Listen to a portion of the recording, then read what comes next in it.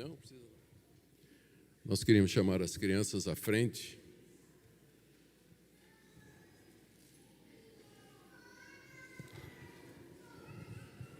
Pera, deixa eu sentar.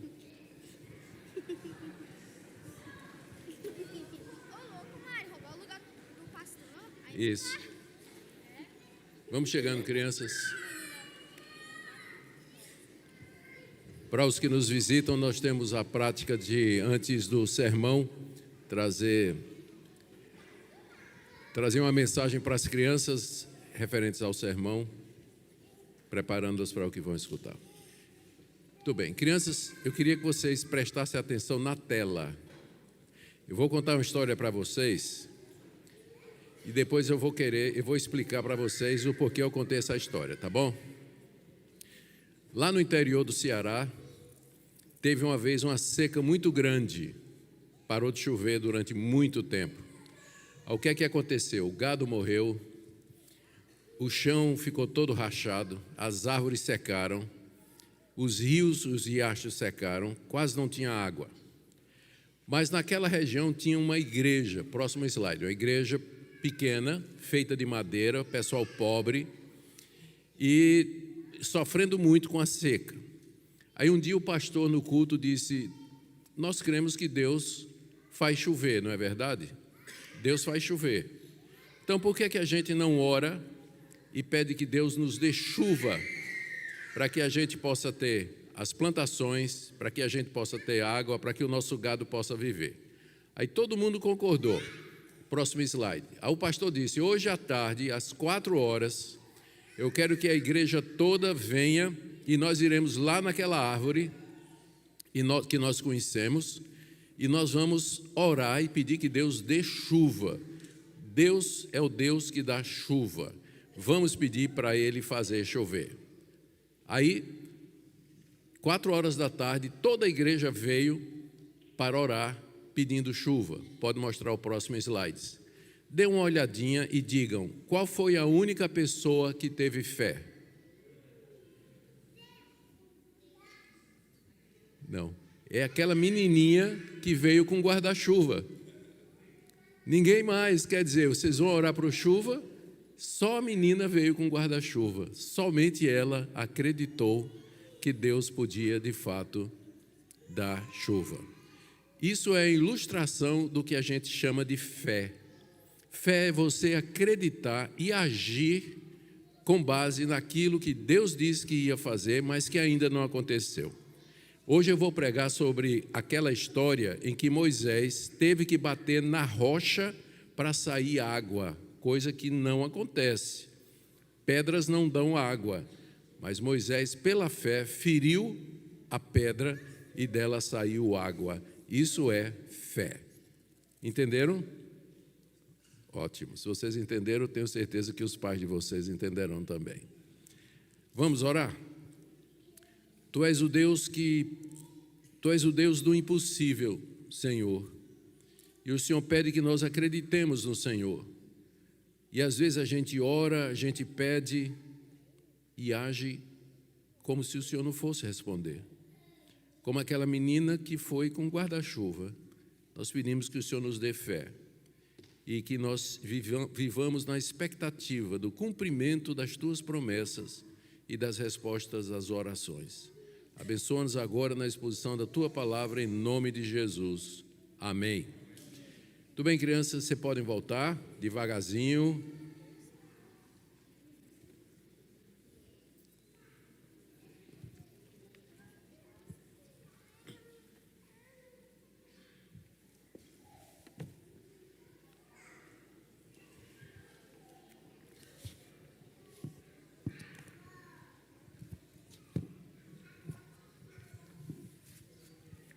Irmãos, vamos abrir a palavra de Deus no livro de Êxodo, capítulo 17.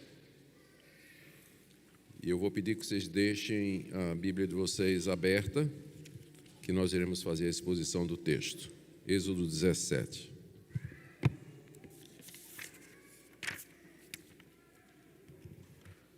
Antes de começar, como sempre, a gente faz a solicitação aos pais que têm crianças pequenas, que se elas começarem a ficar inquietas e chorar e gritar, por gentileza, só saiam um pouquinho para ela se acalmar. Ali atrás tem uma sala chamada Cry Room, onde você pode levar a criança. Quando ela se acalmar, volte, porque a presença da criança para nós é importante. Nós queremos que, desde cedo, elas aprendam a cultuar conosco. Muito bem, queridos. Hoje, na sequência de mensagens do livro de Êxodo, chegamos no capítulo 17, onde nós temos dois eventos.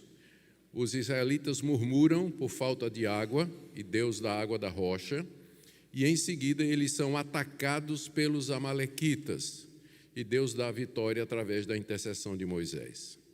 Na mensagem anterior, nós vimos que, depois que saíram do Egito, sob a direção de Moisés, chegaram no deserto de Sim, e lá não tinha água, e eles reclamaram, não tinha comida, e eles reclamaram de Deus, porque queriam comida. E Deus prometeu e enviou provisão, mandou carne e pão, carne de codornas que chegaram em revoada e o pão que caiu do céu, que é o maná. E Deus instituiu o sábado como dia de descanso, proibindo que os israelitas colhessem o pão do céu naquele dia e providenciando na sexta-feira o suficiente para o sábado também. E coloca o maná como memorial, quando entrassem na terra prometida, ou, aliás, quando o tabernáculo fosse feito e a arca da aliança fosse construída, um vaso com 2 litros de maná deveria ser colocado dentro da arca para lembrar a provisão de Deus. Hoje nós veremos esses 2 episódios e que representam a terceira murmuração de Israel, depois que saiu do Egito, e a vitória que Deus lhes deu, apesar de tudo, sobre os amalequitas em Refidim. Quando eu estava estudando essa passagem, eu perguntei a mim mesmo, por que os editores da Bíblia, que dividiram a Bíblia em capítulos e versículos, eles colocaram 2 episódios tão distintos no mesmo lugar. No capítulo 17, você tem do verso 1 até o verso 7, a história da água saindo da rocha. E aí, em seguida, fechando o capítulo, de 8 até 16, a vitória sobre os amalequitas. Eu creio que a razão é que os 2 episódios aconteceram em Refidim, e que está a poucos quilômetros do Monte Sinai, onde Deus iria se encontrar com o seu povo. Era a última parada antes do Monte Sinai, e Deus queria preparar o seu povo. Por isso, esses eventos, que são os eventos finais, iniciatórios, eles então acontecem no mesmo lugar. Daí o capítulo é sobre isso, Refidim, o local onde houve a murmuração e houve também a vitória contra os amalequitas. Então, com isso em mente, nós vamos orar mais uma vez, pedindo que Deus nos oriente a entender o texto e depois aplicar a nossa vida. Tu és o Deus Todo-Poderoso, Senhor, e nós agora, na mediação de Cristo e no poder do Espírito, nos dirigimos a Ti, pedindo iluminação para a compreensão da Tua palavra e aplicação ao nosso coração. Tu conheces a necessidade de todos que estão aqui.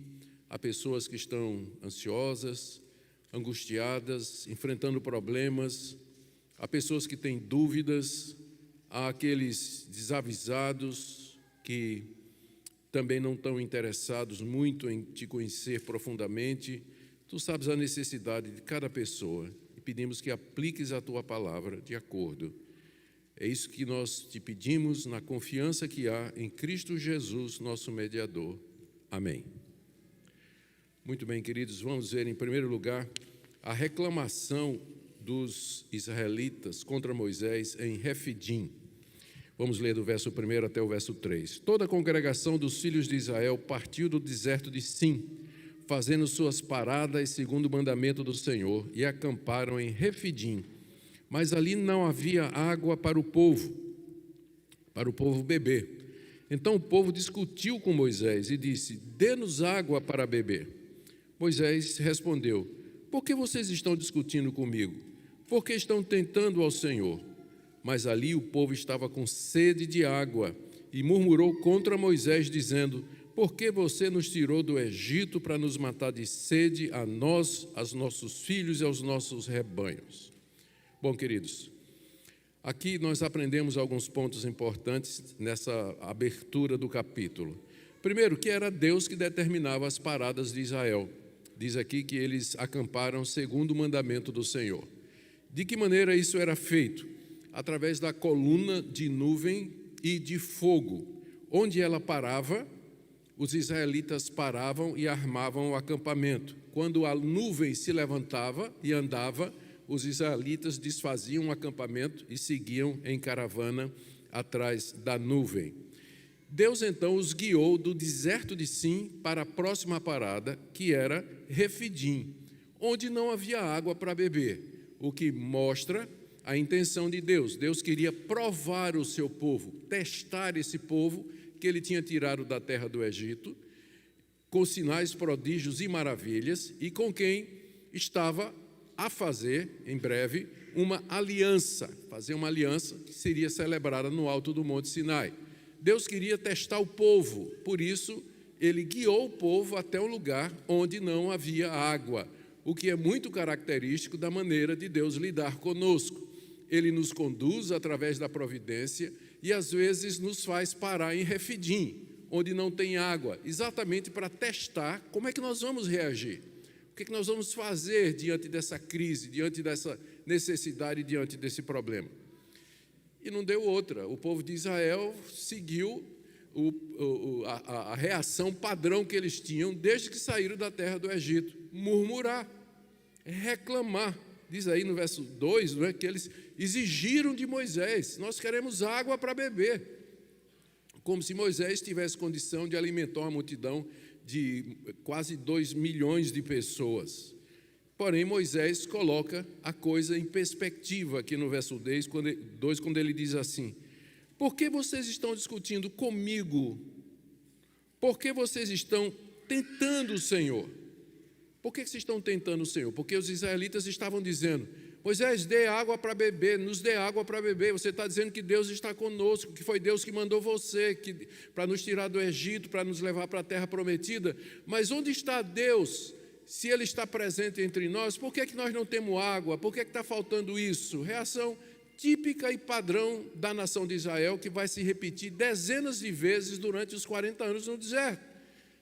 Reação normal: reclamar, murmurar e testar a Deus diante das provações. O que seria testar a Deus? É porque eles estavam questionando de maneira provocativa: Moisés, você está dizendo que Deus está conosco, mas se Ele está conosco, cadê a água para matar a nossa sede? Tu és o meu Deus, tu fizestes promessas, mas eu estou aqui passando por angústias e dificuldades. Tu és Deus mesmo? Tu estás comigo? Tu não podes fazer alguma coisa? O povo estava testando Deus, estava tentando a Deus, estava provocando a Deus no meio daquela situação. E assim, mesmo que Moisés explicasse que Deus está no nosso meio e que Ele vai resolver o problema, o povo insistiu e a murmuração passou a ser uma acusação, como lemos aí no verso 3, porque o povo disse assim: por que você nos tirou do Egito? Já pensou que ingratidão? Depois de 430 anos como escravos no Egito, Deus os tira de lá, os torna o povo livre, e agora eles dizem: era melhor a gente ter morrido lá no Egito do que morrer de fome aqui no deserto de Refidim. E eles acusam Moisés de terem agido com precipitação e de maneira irresponsável. Você nos tirou do Egito para nos fazer morrer de fome aqui nesse deserto. Muito bem, vamos ver agora a orientação que Deus deu quanto à contenda desse povo. Está aí do verso 4 até o verso 6. Então Moisés clamou ao Senhor: que farei com esse povo? Que farei com esse povo? Daqui a pouco vão me apedrejar. E o Senhor respondeu: passe adiante do povo e leve com você alguns dos anciãos de Israel. Leve também um bordão com que você feriu o rio Nilo e siga em frente, e siga para frente. eis que estarei ali diante de você sobre a rocha em Horebe.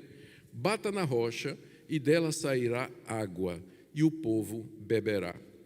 Nesses versículos nós aprendemos o seguinte: primeiro, como sempre, Moisés foi procurar a Deus em sua angústia. E dessa feita, porém, ele já dá sinal de impaciência.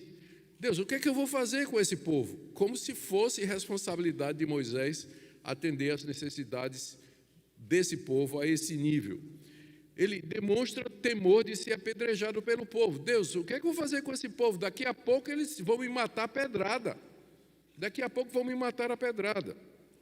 Demonstra, então, o temor de que isso acontecesse e reclama da atitude do povo para com ele. Mesmo líderes como Moisés, homens de Deus e de grande confiança, podem chegar a um ponto em que eles se sintam assim, impacientes e dizendo e temendo o pior, olhando de maneira negativa ou vendo os piores cenários diante da crise que se desenrola. Mas veja a reação de Deus. Deus dá uma demonstração de misericórdia. A resposta que ele deu para Moisés foi a seguinte: Moisés, passe na frente do povo, você é o líder desse povo, vá à frente desse povo. Leve o bordão, aquele cajado com o qual você fez os milagres lá no Egito e com o qual você feriu o rio Nilo para que fizesse das suas águas em sangue. E leve os líderes do povo, os anciãos do povo, os chefes das 12 tribos de Israel. Passe adiante do povo com o bordão e com eles para servir de testemunho. E você vá até Horebe, que a gente não tem ideia certa de onde seja, mas era um local rochoso, possivelmente ali na região do Sinai, porque estavam muito próximos. E Moisés então, e Deus disse a Moisés: e você bata no rochedo, bata na rocha, e dela sairá água. Veja assim o início do verso 6. Pega o cajado, passa à frente do povo, junto com os anciãos, e à vista de todos, você bata na rocha, lá em Horebe. Eu estarei lá esperando você. Provavelmente, Deus já iria na frente e estaria lá na coluna de nuvem, esperando Moisés juntamente com os anciãos. E Moisés deveria fazer aquilo que Deus havia feito. Deveria bater na rocha com o bordão diante de todo o povo, o rochedo de Horebe. E então, próxima parte, nós vemos como Deus sacia o povo com água no meio daquela situação. Verso 6, final do verso 6 até o verso 7. Moisés assim o fez na presença dos anciãos de Israel. Certamente exigiu fé, não é? Exigiu fé para fazer isso. Bater com uma pedra numa rocha na expectativa de que ela vai brotar água. Moisés fez isso na presença dos anciãos de Israel. E chamou o nome daquele lugar Massá e Meribá, por causa da discussão dos filhos de Israel e porque tentaram ao Senhor, dizendo: está o Senhor no nosso meio ou não? Moisés veio até o rochedo, bateu nele com o bordão, um ato de fé, confiado nas promessas de Deus. Deus honrou a fé do seu servo, a rocha deu água em abundância, os israelitas vieram e se saciaram, e tudo isso serviu de testemunho para os israelitas e para os anciãos que ali haviam sido conduzidos por Moisés. E aqui eu aproveito para dar uma palavra àqueles queridos irmãos que vieram ou são de igrejas que dizem que Deus continua a fazer hoje os mesmos milagres que fez na Bíblia, e que se nós tivermos fé suficiente e orarmos, nós veremos as mesmas coisas acontecerem. Eu quero dizer que Deus continua o mesmo, é o mesmo Deus que tirou água da rocha, mas Deus não age da mesma maneira em todas as épocas. Moisés era o enviado de Deus, o legislador, ele estava para entregar a lei de Deus ao povo e era necessário que ele fosse atestado diante do povo como tendo sido enviado de Deus. Milagres como esse, eles não acontecem mais. Depois que aconteceu mais uma vez com Moisés, nem na história bíblica, nem na história da igreja, existe evidência ou momento em que alguém bateu com uma vara em nome de Jesus num rochedo e daquele rochedo saiu um rio que pudesse alimentar 2 milhões de pessoas. Vocês conhecem alguma história disso?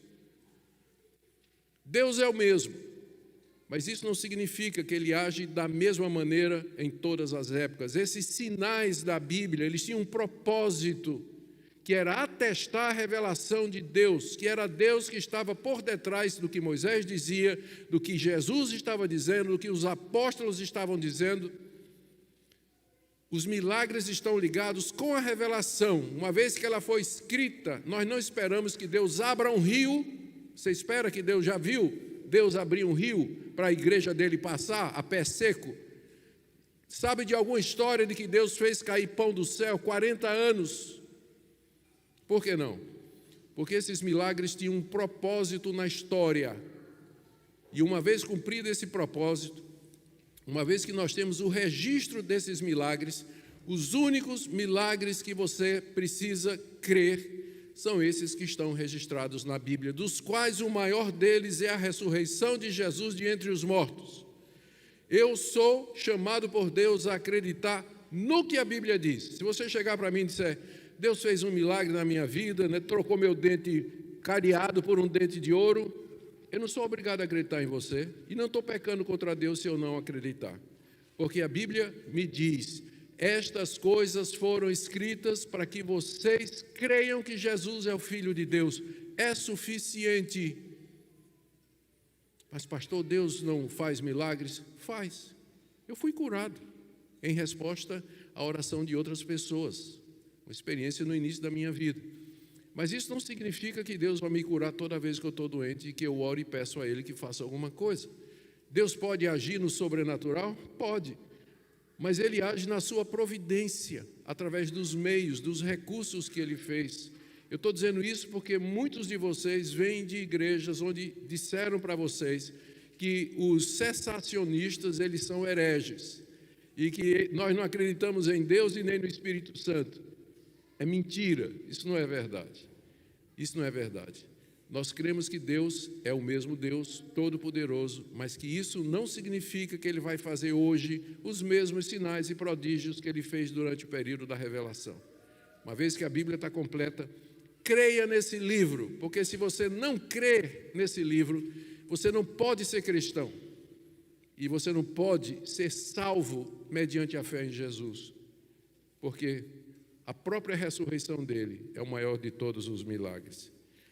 Moisés, voltando ao nosso texto, batiza aquele local ali em Horebe com outros nomes, pelos quais aquele local e o incidente ficaram conhecidos. Chamou de Massá, que em hebraico significa provar, ou prova ou teste, e Meribá, que significa contenda ou discussão.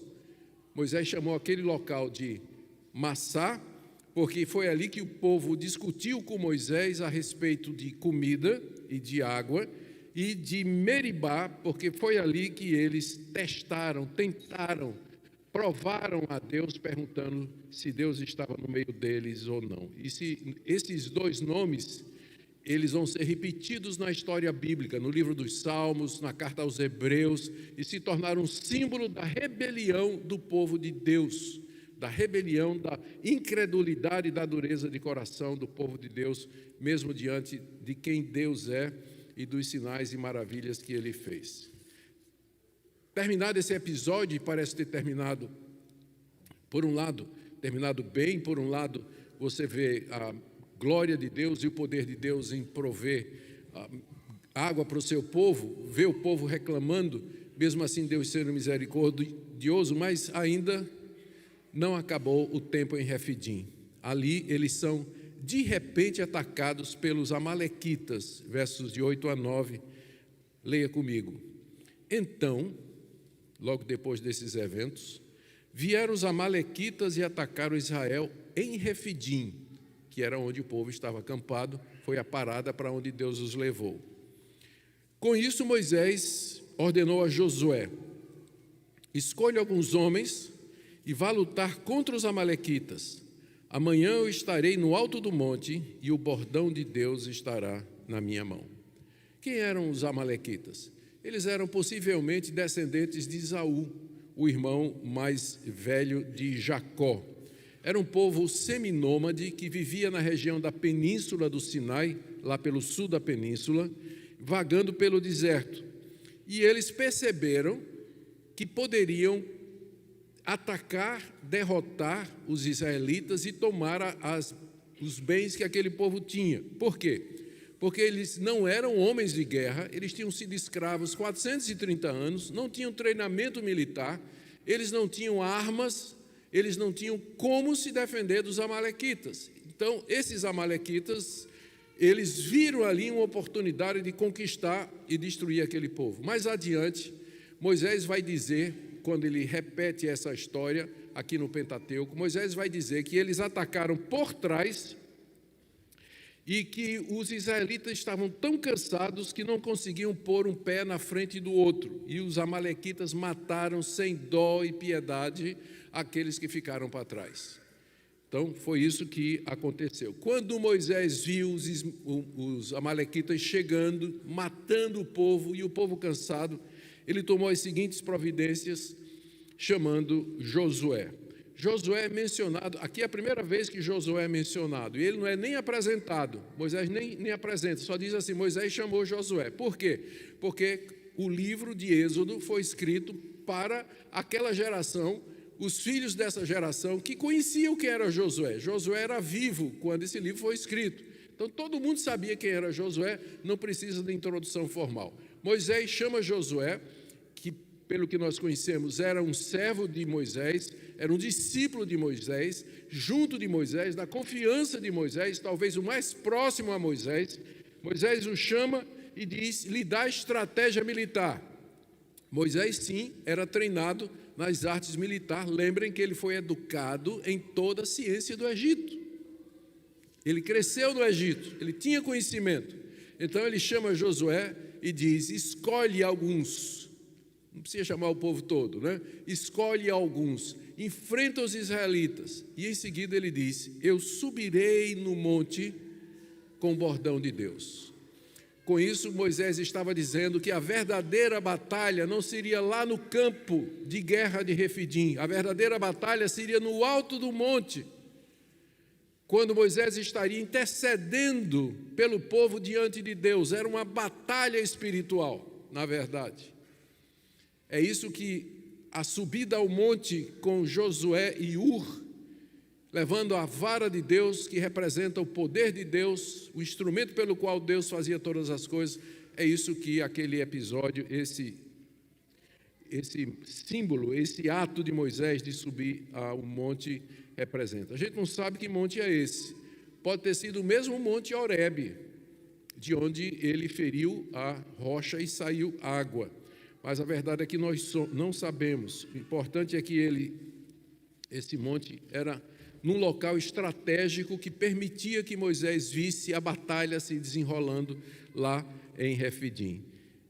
E, pela graça de Deus, os israelitas derrotam os amalequitas. Vamos ler aí do verso 10 ao verso 13. Essa é a primeira vitória da nação de Israel contra uma nação pagã, antes de entrar na terra prometida, onde ele vai ter que enfrentar outros povos. Vamos ler do verso 10 até o verso 13. Josué fez como Moisés lhe havia ordenado e lutou contra os amalequitas. Porém, Moisés, Arão e Ur subiram para o alto do monte. Quando Moisés levantava a mão, Israel vencia. Quando, porém, ele abaixava a mão, os israelitas venciam. Quando as mãos de Moisés ficaram pesadas, pegaram uma pedra e puseram por baixo dele para que Moisés se sentasse. Arão e Ur sustentavam as mãos de Moisés de um lado e do outro, um de um lado e outro do outro, e assim as mãos dele ficaram firmes até o pôr do sol, e Josué destruiu os amalequitas a fio de espada. Como nós dissemos, a verdadeira luta estava sendo travada no alto do monte. Moisés com Arão e Ur, que também é uma figura que vai ser destaque no livro de Josué, simplesmente introduzido aqui, era mais outro dos seguidores mais próximos de Moisés. Moisés com Arão e Ur sobem no monte, esse local estratégico. E ali Moisés intercede diante de Deus pelo seu povo. Ele ora ao Deus de Israel, dizendo: o Senhor nos tirou do Egito, o Senhor nos fez parar nesse lugar, um lugar perigoso que não tinha água, um lugar onde nós estamos vulneráveis diante dos inimigos. Nós somos o teu povo, o Senhor nos comprou, o Senhor nosso Deus, Deus que fez aliança conosco. Senhor, salva-nos, liberta-nos, guia-nos nessa situação, tem compaixão de nós, não nos entregue aos nossos adversários e aos nossos inimigos. E o símbolo da oração era exatamente mãos levantadas. A gente está acostumado hoje, na hora da oração, a fechar os olhos e baixar a cabeça. Biblicamente falando, o judeu orava olhando para o céu e com as mãos levantadas. Então, não tenha medo se você, numa hora de oração, pode levantar as mãos. Tenho certeza que ninguém vai proibir você de fazer isso, até porque essa é a postura que está mais próxima do que a Bíblia diz a respeito da oração. Talvez foi baseado nisso que o apóstolo Paulo, escrevendo a Timóteo, com referência a como os homens deviam proceder no culto, ele diz que quer que os homens orem em todo lugar, levantando mãos santas, sem ira e sem animosidade. Então, Moisés estava no alto do monte, intercedendo, olhando para o céu, levantando as mãos para Deus, como quem pede ajuda, intercedendo em favor do seu povo, como um bom líder deve fazer. Aquele povo tinha chegado perto de apedrejar Moisés. Moisés podia dizer o seguinte: eu não vou orar não, vou deixar esse povo ser castigado pela murmuração, queriam me apedrejar, me questionando, dizendo que eu trouxe o povo aqui para... Não, Moisés fez o que o líder tem que fazer, misericordiosamente levanta as mãos diante de Deus, intercedendo pelo povo. E Deus ouvia a oração de Moisés. Enquanto Moisés estava orando, lá embaixo o pau comendo, E Josué chibata lá nos amalequitas. Aí Moisés cansava, a mão baixava, aí os amalequitas tomavam ânimo e tinham vantagem sobre os israelitas. Assim ficou, porque as mãos de Moisés estavam pesadas, além da idade, estava cansado. Tente ficar assim muito tempo, E uma batalha leva muito tempo.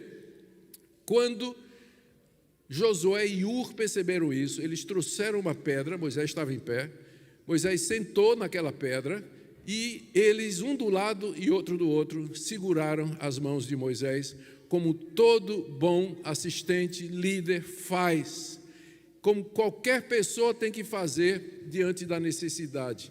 Moisés não podia ganhar aquela batalha sozinho, ele precisava dos seus irmãos, ele precisava daqueles que estavam mais próximos dele. Que lição importante sobre liderança, Nós precisamos, não podemos, o líder nunca pode resolver as questões sozinho, ele precisa da sabedoria, da graça e da força que vem dos colegas. Ali, foi naquele lugar, isso durou até o pôr do sol, e Moisés destruiu os amalequitas ao fio da espada, como diz aí o verso 13. Aqui, assim, naquele mesmo lugar, Refidim, Israel constatou que, se Deus é por nós, ninguém pode ser contra nós.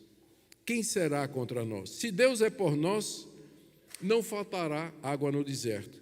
Se Deus é por nós, venceremos as nações inimigas. E tudo isso preparava o povo para o encontro com Deus no Monte Sinai. E agora a parte final, Deus anuncia a destruição futura total dos amalequitas, verso 14 a 16. Então o Senhor disse a Moisés: escreva isso para a memória num livro e repita a Josué, porque eu vou apagar totalmente a memória dos amalequitas da face da terra. E Moisés edificou um altar e lhe deu o nome de O Senhor é minha bandeira, Jeová Nissi. E disse: porque o Senhor jurou, haverá guerra do Senhor contra os amalequitas de geração em geração. Terminado o episódio, destruição dos amalequitas que fugiram, derrotados, Deus diz a Moisés: Moisés, escreva num livro o que eu vou te dizer. E Moisés, então, escreve num rolo o que Deus falou. Primeiro, o registro da derrota dos amalequitas, e segundo, a sentença de Deus de que ele haveria de destruí-los completamente da face da terra. Aqui você tem, ao vivo, como é que a Bíblia foi feita. É a primeira menção que nós temos em toda a Bíblia, de Deus se chegar para alguém e dizer, escreva as minhas palavras. Foi assim que o Antigo Testamento foi composto, foi assim que Moisés escreveu o Pentateuco, os 5 livros, Gênesis, Êxodo, Levítico, Número e Deuteronômio. Deus disse para ele, escreva.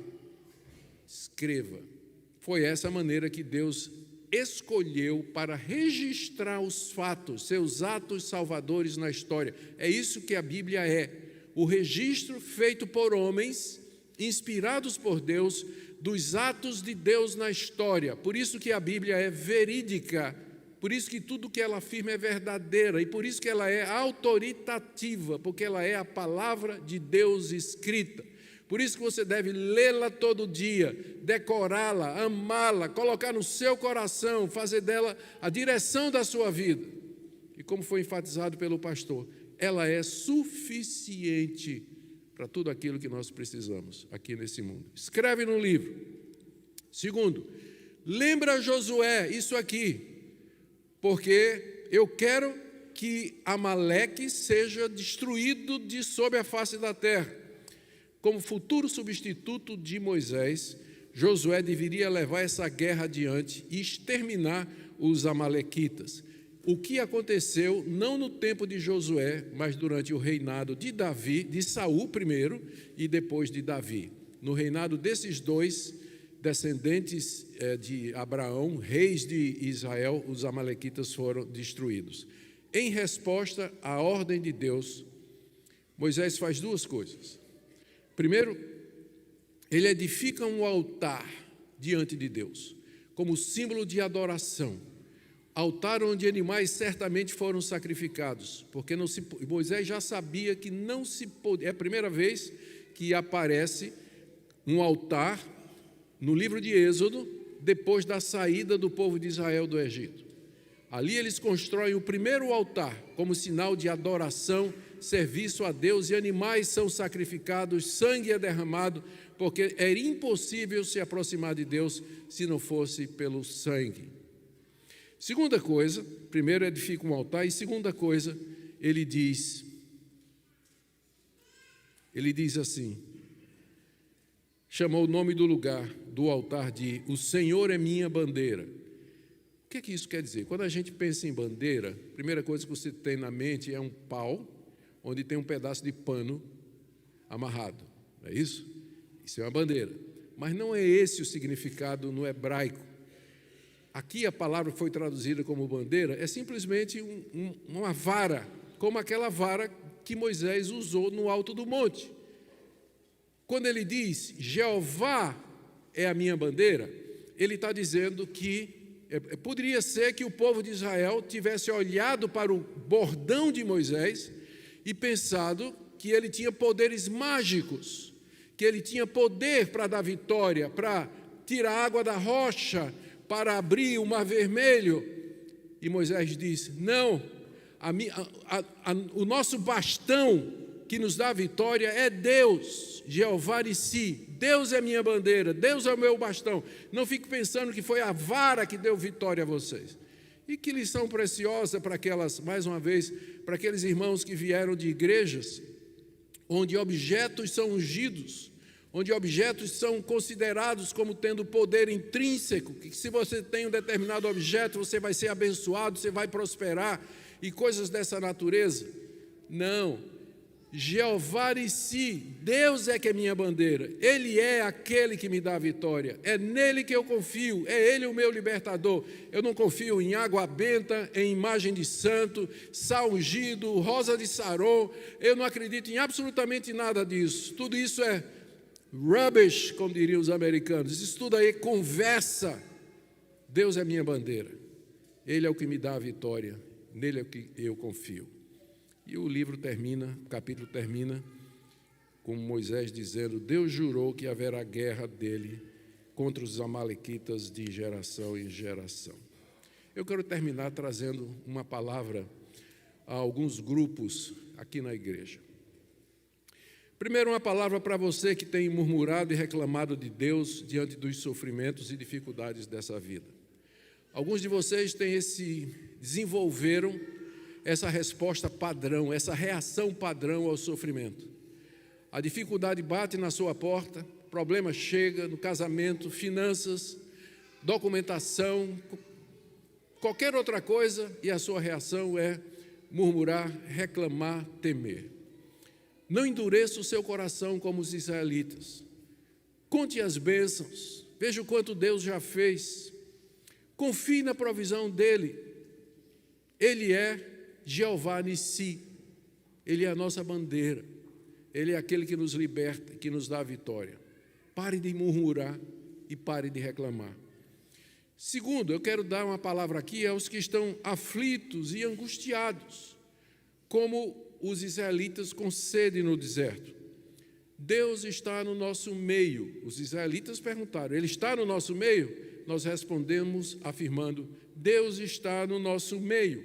Cristo é a rocha ferida, cujo sangue nos perdoa. Havia uma interpretação rabínica para essa passagem lá no Monte Horebe, de que aquela rocha era uma rocha que acompanhava os israelitas durante o deserto. E Paulo pega essa passagem, lá em 1 Coríntios, capítulo 10, e diz, e a rocha era Cristo. Cristo era a rocha. Então Ele está no nosso meio. Ele é aquele que foi ferido e de quem saiu água e sangue para perdão dos nossos pecados. Então não tenha medo, não receie. Jeová Nissi, a rocha ferida. O Deus verdadeiro está no meio do seu povo. Uma palavra para aqueles que não veem valor no Antigo Testamento. Muitos de vocês não leem o Antigo Testamento. Vocês acham que o Antigo Testamento, alguns acham que o Antigo Testamento é lei, é difícil, e que agora nós somos cristãos, para nós é o Novo Testamento. Não. Olha o que o apóstolo Paulo disse em 1 Coríntios 10, verso 11, se referindo àqueles episódios que eu acabei de narrar aqui. Estas coisas aconteceram com eles para servir de exemplo e foram escritas como advertência para nós, para quem o fim dos tempos tem chegado. O Antigo Testamento foi escrito como exemplo e advertência para nós que vivemos já no final dos tempos. Portanto, o Antigo Testamento é necessário. Romanos 15, 4, Paulo diz, tudo o que outrora foi escrito para o nosso proveito foi escrito, para que pela paciência e consolação das Escrituras tenhamos esperança. Você precisa do Antigo Testamento. Ele foi escrito para você, para nós, seus exemplos, suas histórias. É o mesmo Deus, é a mesma aliança, é o mesmo Salvador. Estude a palavra, leia a palavra. E minha última palavra é para os líderes da igreja. Pastores, inclusive esse que vos fala, presbíteros, diáconos, líderes de ministérios. Queridos, o que é que a gente aprende sobre liderança dessa passagem? Sejam pacientes com as reclamações do rebanho. Sempre vai ter ovelha chata. Ou como já disse alguém, no zoológico de Deus cabe todo tipo de bicho. Nós somos chamados para pastorear gente marcada, gente sofrida, gente com cicatrizes, gente passando por problema. Então, paciência. Em vez de dizer, esse povo está prestes a me apedrejar, faça como Deus, Moisés, cala a boca, passa à frente, fere a rocha, dela vai sair água, fala de Cristo para esse povo. Ensina esse povo a viver na dependência de Jeová Nissi. Tragam diante de Deus as murmurações do povo. Às vezes o líder esquece disso, ele fica tão aflito com os problemas, tão angustiado, que ele esquece a coisa mais importante, orar. Como Moisés fez, interceda por esse povo, até você cansar. Quando você cansar, chame outros para orar com você. Mas não paremos, nós, líderes da igreja, não paremos de interceder e de orar por esse povo querido. Precisamos pedir ajuda quando estivermos cansados, porque a gente cansa. Às vezes a igreja não entende isso, mas a liderança cansa. Ela se desgasta, ela se abate, ela desanima com os problemas, que não são poucos. Precisamos de ajuda, que vocês ergam as mãos conosco diante de Deus, suplicando, intercedendo pelo rebanho em oração. Queira Deus, queridos, aplicar essa palavra ao coração dessa igreja amada. Você que está nos seguindo pela internet, nos assistindo, os queridos irmãos que nos visitam nessa manhã, que Deus use essa palavra no seu coração para abençoar, orientar e instruir conforme a necessidade. Queria chamar o pastor Samuel para orar nesse instante.